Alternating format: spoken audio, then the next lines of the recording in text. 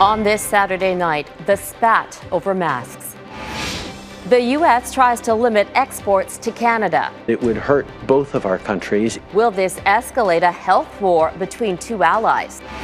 The debate over wearing masks during the COVID-19 crisis. We need the masks. We don't want other people getting it. Where scientists stand on the matter. Plus, the care homes left to deal with the dying. And fast-tracking foreign-trained doctors to fight COVID-19.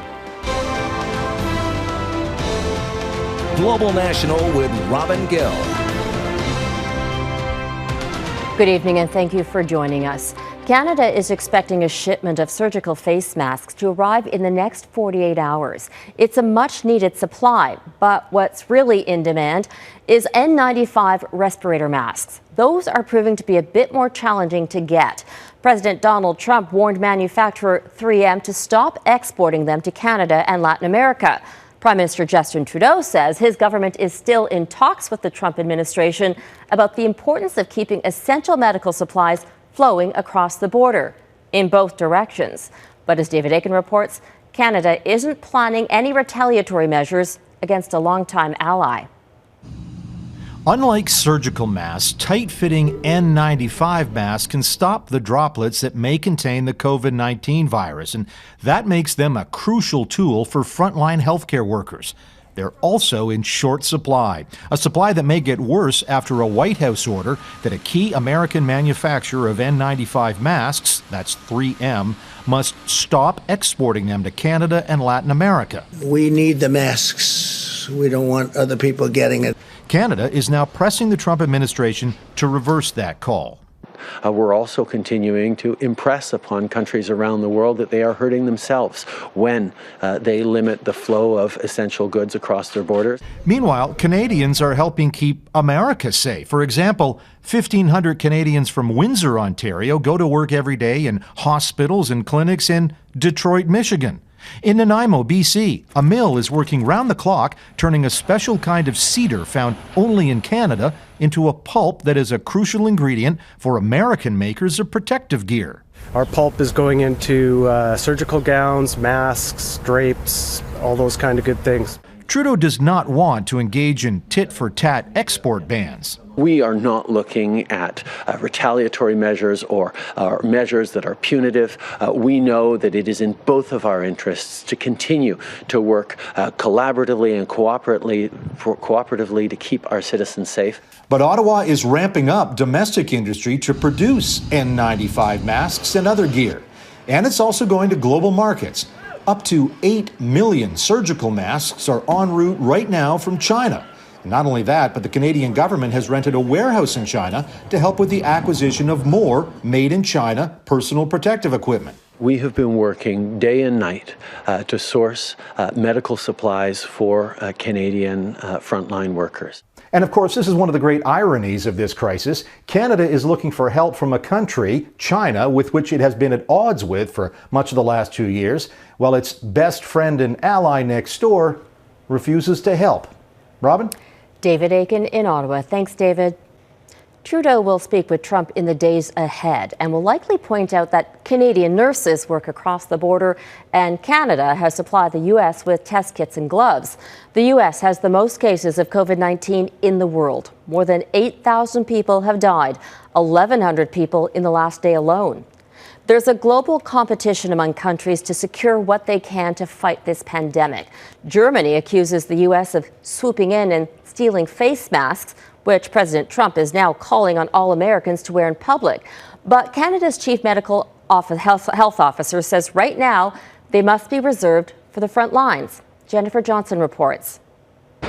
The changing face of America in its war against COVID-19. All citizens now being told to wear some kind of protective mask while out in public. The Centers for Disease Control warning that people with no symptoms who talk or even breathe can spread the virus. There's a greater number of people that are asymptomatically infected than we previously thought. The new guidelines are in stark contrast to previous recommendations when government leaders and the World Health Organization downplayed the importance of masks. But a 5-year study published Friday in the science journal Nature found that any simple mask blocks 100% of coronavirus droplets and aerosol. You may generate droplets that are invisible. They're so tiny you can't see them, but they're certainly big enough to carry a virus if you happen to have it in you when you're talking. Still, Canada's top doctor says they are not ready yet to issue the guideline. We need to reserve medical masks for healthcare workers. Some of these personal protective equipment is in sort of scarce supply situation, and we need to prioritize people who are looking after the sick. Adding to the confusion, President Trump is backing the new CDC recommendation, but says he will likely not wear a mask himself, even as he makes this grim prediction. This will be probably the toughest week between this week and next week, and there'll be a lot of death, unfortunately. As hospitals across the U.S. continue to battle mask and other equipment shortages, some healthcare workers are comparing their shifts to suicide missions. This is life or death. Every hospital in the state of New York and across the United States should have the supplies they need. But finally, some good news for hard-hit New York, the state with the most deaths. It is getting over 1,100 donated ventilators from China and Oregon. I want this all to be over. It's only gone on for 30 days since our first case. It feels like an entire lifetime. President Trump has still not ordered all states to institute stay-at-home orders, as a handful hold off. Along with masks, the White House is still strongly encouraging social distancing as America struggles to get this pandemic under control. Jennifer Johnson, Global News, Washington. This is where things stand with a number of cases here at home. Starting with some good news. So far, 2,500 people who tested positive for COVID-19 have recovered. Unfortunately, more than 230 people have died. Overall, there have been more than 14,000 cases in Canada. And here's a snapshot of how that number breaks down across the country. Nearly 7,000 cases in Quebec. 3,600 cases in Ontario. There are now more than 1,200 cases in BC, and Alberta is reporting more than 1,100. Outbreaks have hit nursing homes and long-term care facilities across the country, posing enormous risks for vulnerable people. In Ontario, some facilities say they're being told not to send seniors to hospital if they're showing symptoms of COVID-19.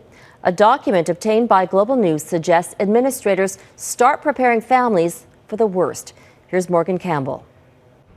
This 65-bed long-term care home in Bobcaygeon is ground zero for a novel coronavirus outbreak, where COVID-19 has killed more than 20 residents.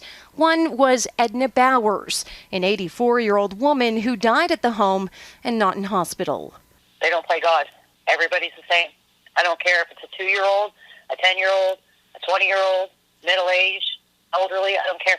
Global News has obtained documentation from health officials sent to long-term care homes saying seniors in nursing homes be kept comfortable if they contract the virus and not taken to hospital.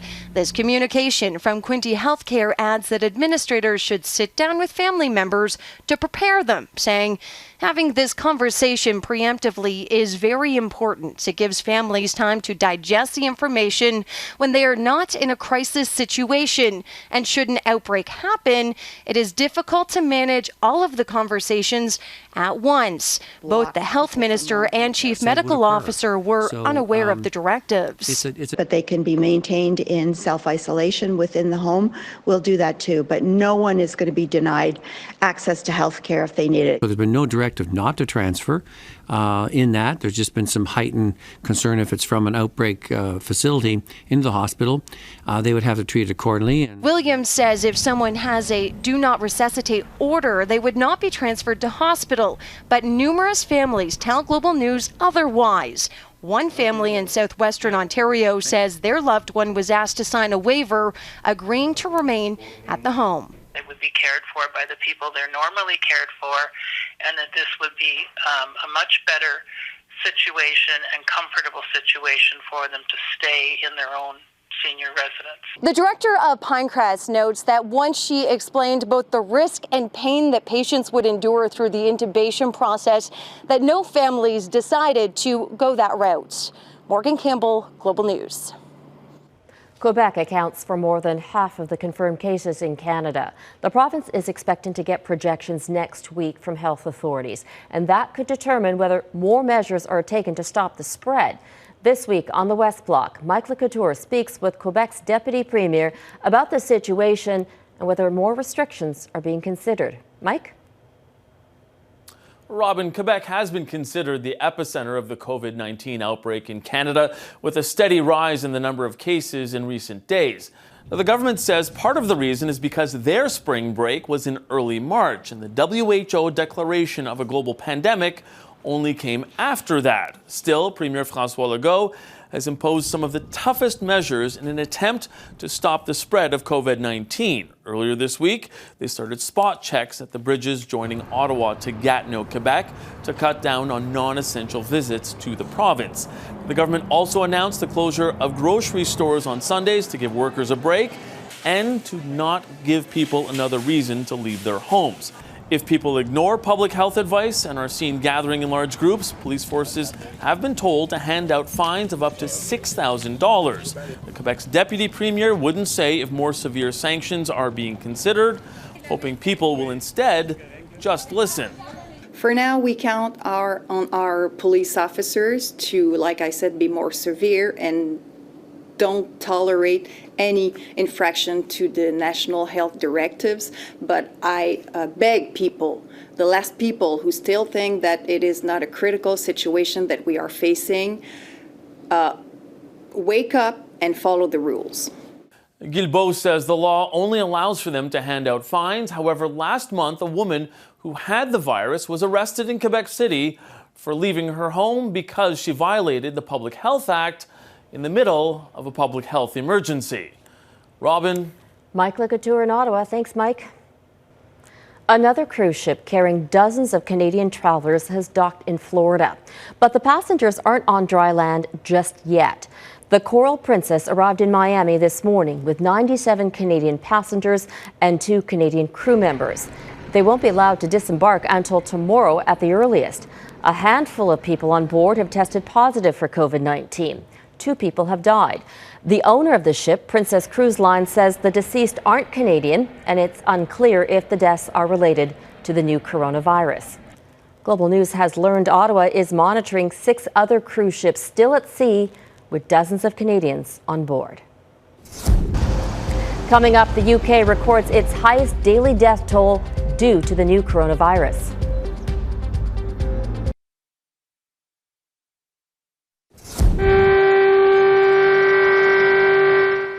Cars, trains, and ships sounded their horns across China today as part of a 3-minute moment of reflection to honor those who have died from COVID-19. The virus was first detected in Wuhan, China in December. Since then, more than 3,300 people have died across that country. COVID-19 has since spread to nearly every country in the world. The U.S. is now the worst hit, followed closely by several European nations. There are some signs of hope now in Spain and Italy, where the rate of COVID-19 infections and deaths is slowing. But places like France and the UK are still bracing for the worst of the pandemic. Redmond Shannon reports. A month into its lockdown, and Italy is still gripped by the pandemic. Life is nowhere near getting back to normal. 11,000 medical professionals are among those infected, and 73 doctors alone have died. The head of Italy's doctors' union says medics are going through unbearable stress. He says the infection rate is due to poor public health information in the early stages of the Italian outbreak. The overall infection rate is slowing, but only gradually. And the same may be happening in Spain, despite another horrific daily death toll of 809. Siguiendo las recomendaciones de los expertos. Spain's Prime Minister Pedro Sánchez has extended the lockdown until at least April 25th. But there are stories of hope amid the sadness. A mother and daughter, both hospitalised weeks ago, now finally reunited in the same ward to recover together. The UK has now recorded its highest daily death toll at 708, now just behind Spain, as this temporary 4,000-bed hospital in London accepts its first patients. Parts of Britain are expecting temperatures in the 20s on Sunday, and it's feared that many people will go out and try and break those lockdown rules. Whatever the temptations this weekend, please don't go outside to visit the lakes, the beaches, the countryside. Take pride instead in keeping your own families and communities safe. But in Sweden, the strategy is very different. Schools, parks and bars are open, with trust placed in citizens to do what they can. Considering the logic the authorities is explaining, that we're not thinking that we can stop the virus, but rather flattening the curve, as they say. I think it's right to do less strict regulations and sustain them for a longer period of time. Scientists are divided on Sweden's policy, but it's certainly a politically brave move given the strict lockdowns across most of the continent. Redmond Shannon, Global News, London. Close to 1.2 million people have been infected in about 170 countries, but there's a handful of isolated countries untouched by the pandemic. According to data from Johns Hopkins University, 18 countries have not reported a single case of COVID-19. Many of them are remote islands in the South Pacific like Samoa, Tonga and Vanuatu. But there's concern some countries on the list like North Korea and Yemen likely have unreported cases. Still ahead, the plan to use internationally trained doctors to address the shortage of help in the COVID crisis in Canada.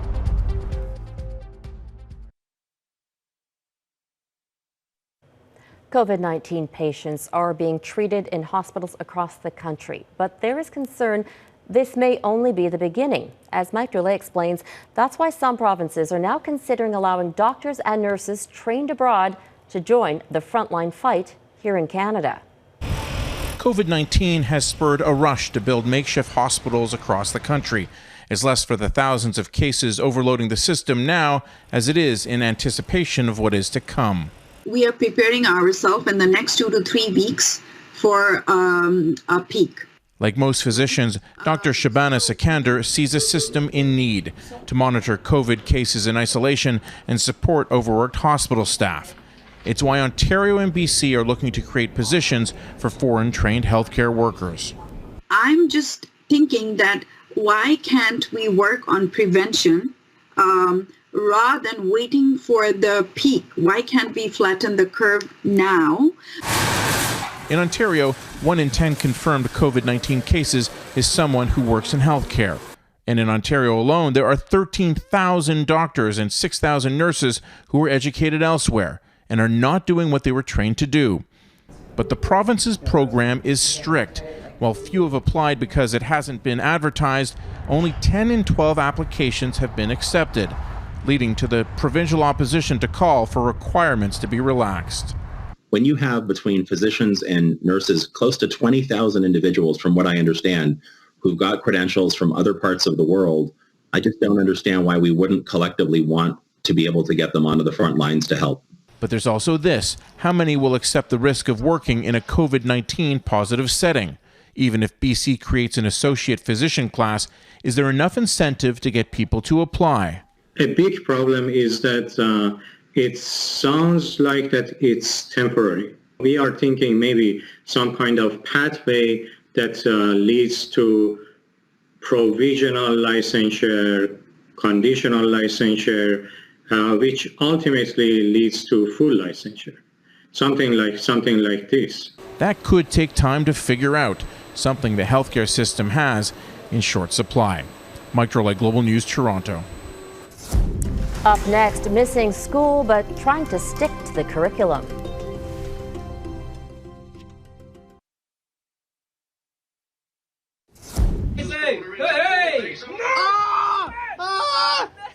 This jockey just watched himself lose the first ever virtual Grand National. Britain's annual horse race took on a lockdown-friendly format this year. 40 computer-generated riders and horses competed, with an algorithm placing Potter's Corner in first place. All profits from the betting are being donated to the National Health Service. COVID-19 has dramatically changed the way we live, work, and learn. By now, most Canadian students would have been back in the classroom now that spring break is over. But the pandemic has forced schools to remain closed. Instead, thousands of students are now getting their education online.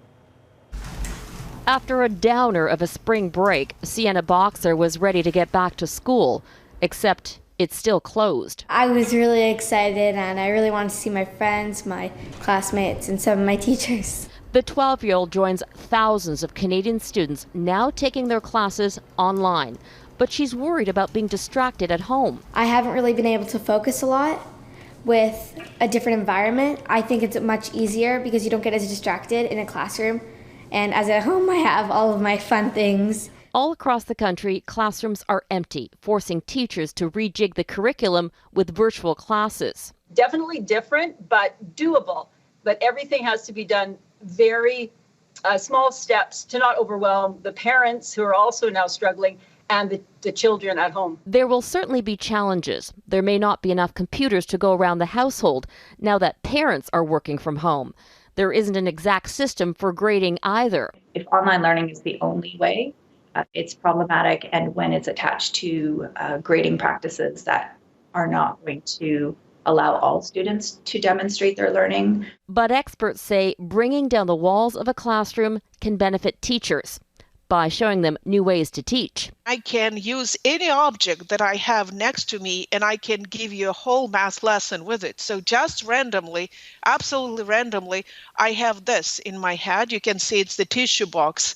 And I can teach you a lot about the volume, about measurement, about density, about a lot of things, but you have to be creative. Sienna is ready to get back to learning. I think I will end up being prepared, but maybe not as prepared as if I was going to school regularly. She has the maturity to understand this isn't a normal situation because all of her friends are in the same learning boat. And that is Global National for this Saturday. I'm Robin Gill. We leave you tonight with the power of music.